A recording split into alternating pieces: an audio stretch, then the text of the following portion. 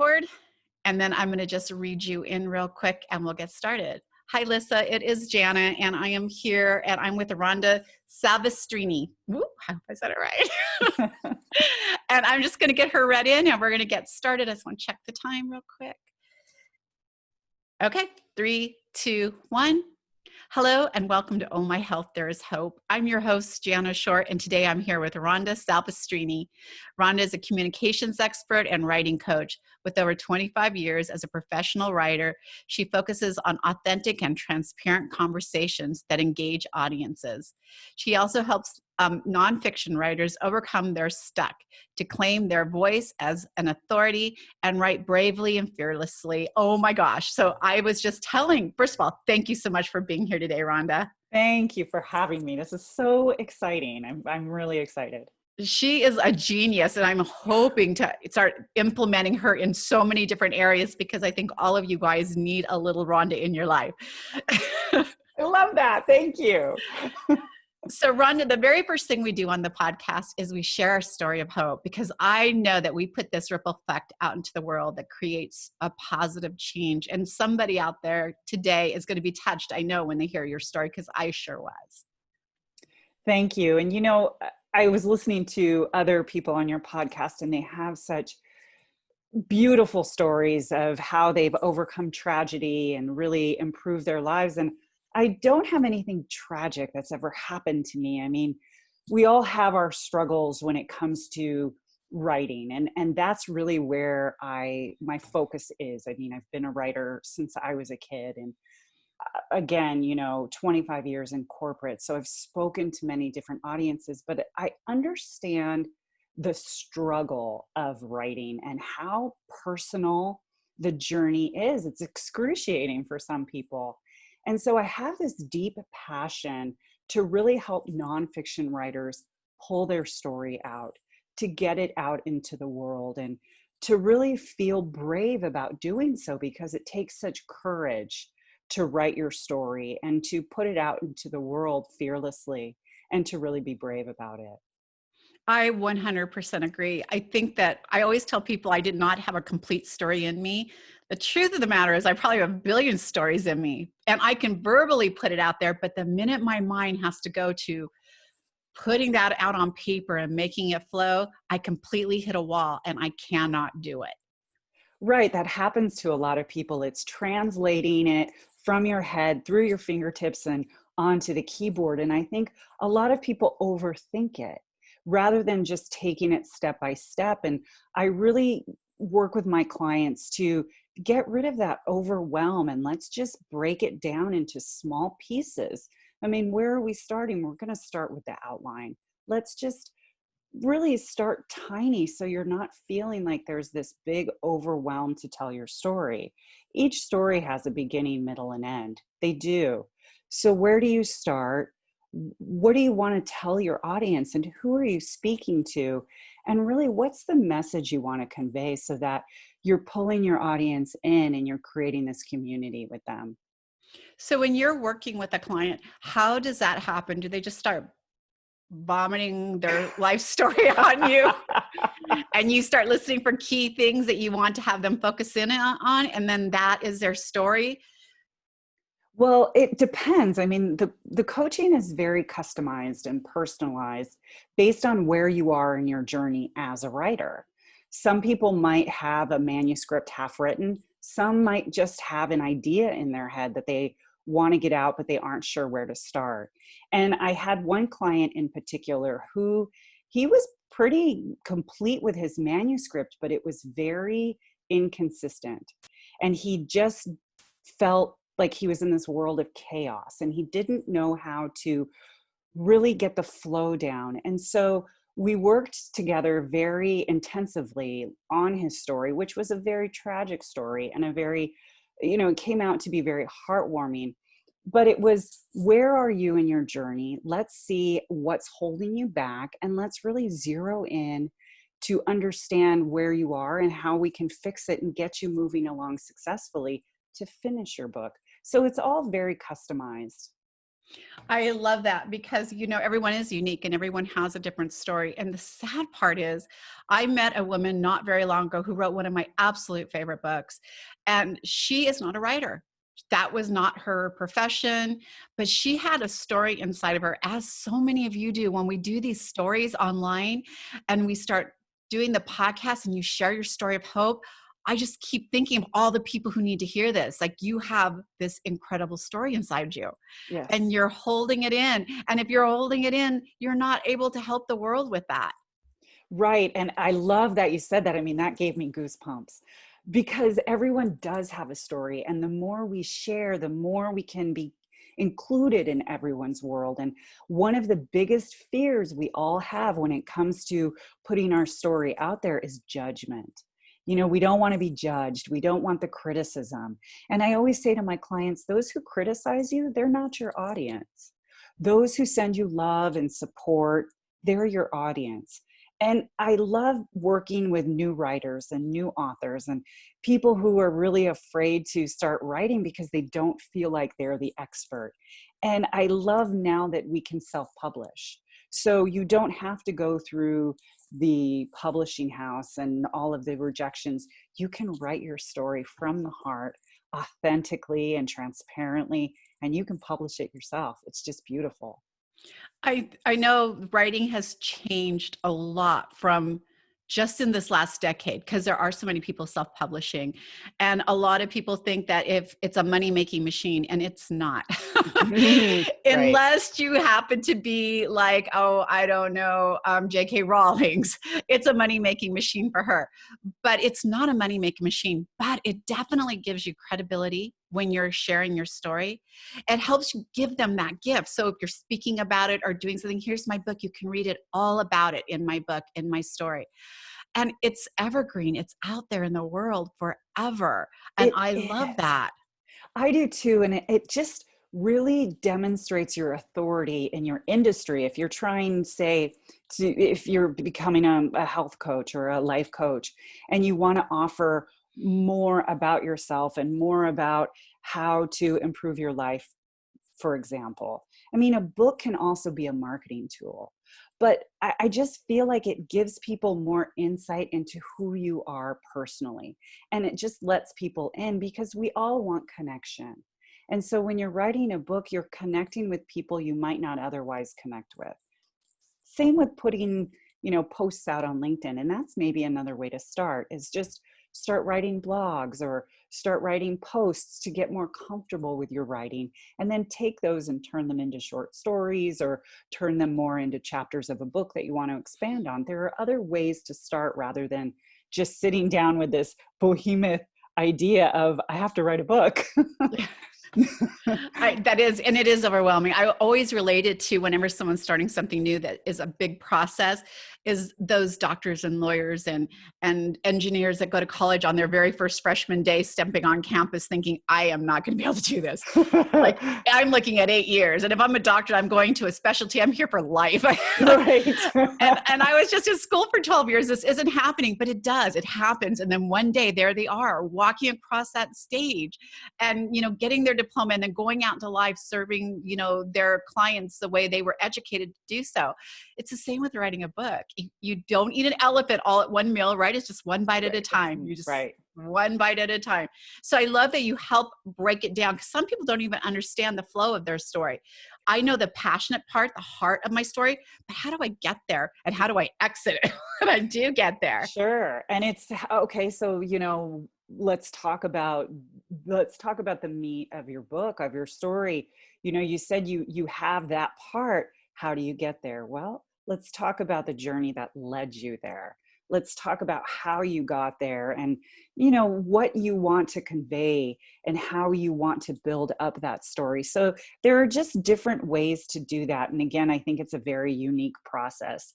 Yes, there are fundamentals for sure, but it's all unique and it all has its own perspective and its own separate journey to get to that place. And I think working with a coach also helps your book stay on track, because a lot of times when people are writing, they know what they want to say, they know how to get there a little bit, but then they veer off and take a left turn somewhere. And then they start going into this place that has taken their reader off into another journey. And so it's guiding them back to that. And then, you want to encompass it all at the end to really bring it all together and to show a completion of your story. So it's all such a I just have so much passion. It's all such a unique journey for each individual writer. Again, I think that's so incredible. I speak to a lot of people who are in the health and wellness business, and they're coaches, and I need them to tell their story. The very first thing I do with them when I work with them is make them write out their story, because that's the heart and soul of their business. Right. That's exactly the person they're serving. Like, they learn so much about actually putting their story out there. We grab quotes out of it. We thread it through everything, through their posts, through a book is like that, just bigger, right? Than just sharing your story. It's beautiful. Yes. And the beauty of a book is that you can constantly pull from it and repurpose it. But sharing your story, especially as a health coach, really creates that genuine connection with your clients because they can relate. They say, you've been there, you understand what I'm going through. So now I trust you. And so you are building that bridge of trust as well. Yeah, a book is definitely a bigger piece of your story. But it, like I said, it doesn't have to start with a book. It can start with long form articles. It can start with just quotes. It can just start with pieces that you've posted on different platforms. And then it can evolve into a book so that it doesn't feel so big.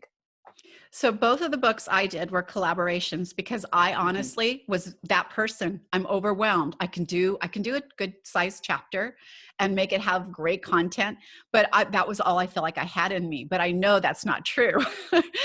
That's what I want to say, because I just don't want to take it on because it's a Right. lot. It's scary to it's not scary for me to put my story out there.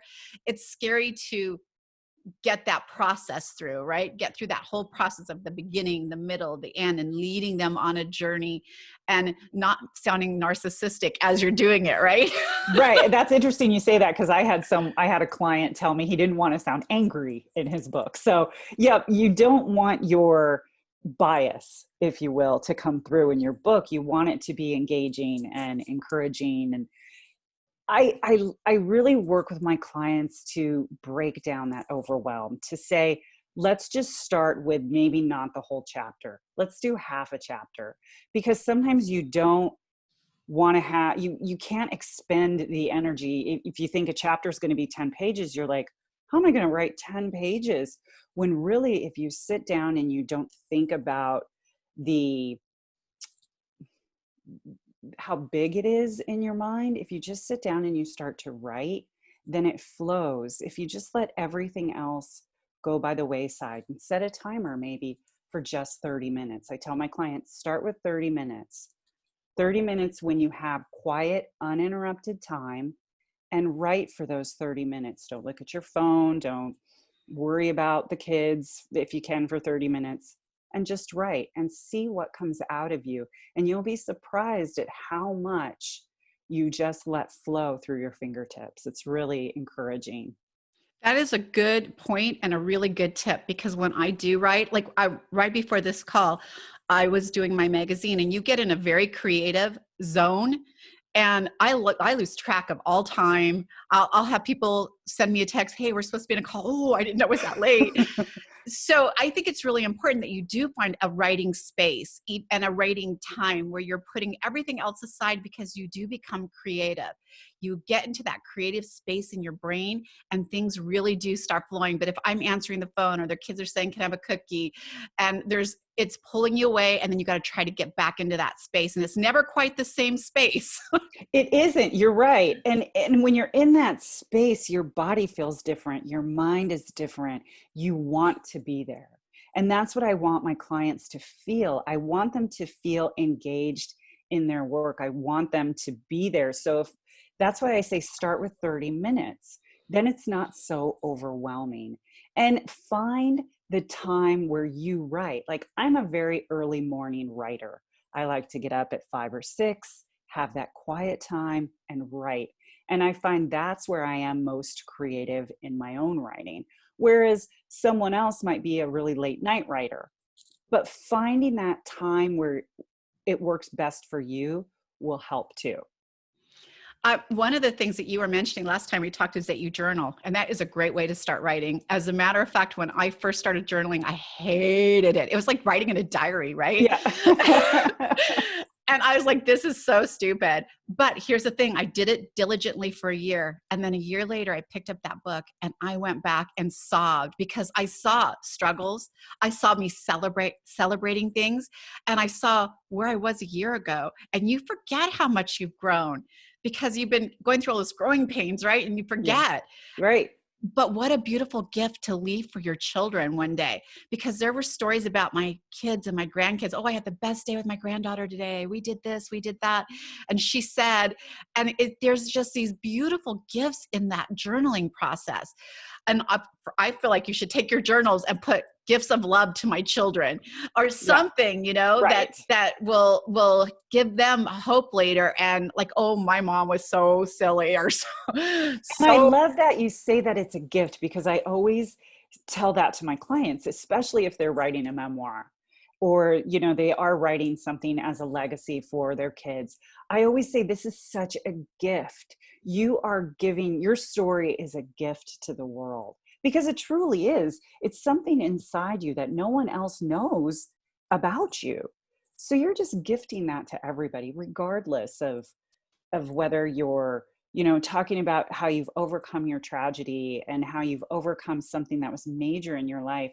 It's all a gift, and it's all a lesson that someone can learn from you as well. When one of the reasons I started journaling is when my mom passed away, we were cleaning out her things and we found that she started a journal. Oh, neat. She only did it maybe 4 times. But the odd thing was she wrote about each one of us girls on a different time. And it meant so much to us to see. My mom's right to me was, I love that Jana calls me at work for no reason at all, but just to say hi and check on me. Aww. But that made me feel so like my mom saying that to me. We cut, each one of us took a picture and cut this little piece out of that quote from our moms and put it in a photo with us and her and the quote under it. So your words are a gift. They're a gift for later. They're a gift for now. They're a gift for your family. They're a gift for the world. Seriously. They are. That's why I want people not to fear writing, and I want them to feel fearless when they write, and just to write bravely, and just to have that passion inside of them, because I have it inside of me, and I want everyone to feel it and just really be empowered with it to share their story, because it is such a gift. I was speaking to an author a few months back that was on the show, and she wrote a children's series books. And when she first went to get it published, they read it and sent her back a note. You know how they give you quotation, I can't say it, but little notes on your manuscript or whatever you're sending out. And they sent it back to her and said, kindness is really irrelevant and not something we're looking for. And she literally didn't write again. She put it away. And like, that's all I have to, she was a school teacher. She wanted to teach children about kindness to each other. And then for some reason, a little boy asked her something almost a decade later, and she sent that exact same manuscript out. And now it's a series of amazing books. But I titled her whole show that kindness is always relevant. But it's so weird that somebody says nobody wants to read about kindness. It's just not relevant. That's terrible. That's terrible. And it's so, what's even worse is that it hindered her creativity, and that one comment hindered her progress. That's what's so sad. And that's why I say that wasn't her audience. She should have just kept going regardless. But I'm so happy that she's found her time now, and that kindness is so relevant. For someone to say that, I would be like, well, I don't want to do business with you anyway. So thank you very much. I think it's funny that book became a whole series. Yes. And it made me think, when you're talking about being brave and fearless, when you're putting your story out there, you will get critiqued. You will have, when I am talking on stage and there's thousands of people there, I always say, I'm only talking to my avatar. I'm Mhm. talking to those people I know that are going to relate to my story. And unfortunately, those other people have to hear it. Yes.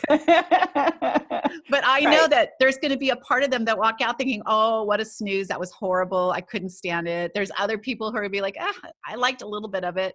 But the people that I was speaking to, they're going to walk out on cloud nine thinking, oh my gosh, I need more of that. She's amazing. Right. That's my avatar. So when you're Right. putting your book out there, it isn't going to be everyone's cup of tea. That's why there's so many of them. I know, right?